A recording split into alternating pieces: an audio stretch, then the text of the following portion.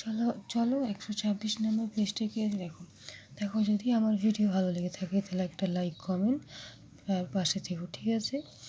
দেখো নিজে করি, দেখো আমি আগে বলে দিয়েছিলাম পরের পেজটাই দিয়ে 1 সেন্টিমিটার সমান 10 মিলিমিটার, ঠিক আছে? এখানে দেখো 40 মিলিমিটার সমান কত সেন্টিমিটার, মানে মিলিমিটার থেকে সেন্টিমিটারে কনভার্ট করতে বলেছে। তাহলে 40 মিলিমিটার, তাহলে 4 গুণ 10, এখানে মিলিমিটার, এখানে দেখো সেন্টিমিটার চেয়েছে, তাহলে আমরা মিলিমিটারের বদলে 1 লিখতে পারি। তাই 1কে যদি আমরা 4 দিয়ে গুণ করি তাহলে 4 হবে, ঠিক আছে?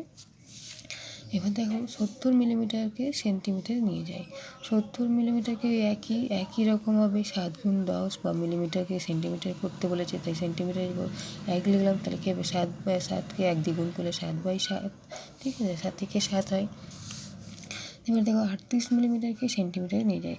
দেখো 30 যোগ 8, ঠিক আছে? এবার দেখো 30কে কীভাবে ভাগ করেছে, দেখো 30 গুণ 10 যোগ 8, তাহলে এবার বললাম 10 মিলিমিটার সমান হচ্ছে 1 সেন্টিমিটার।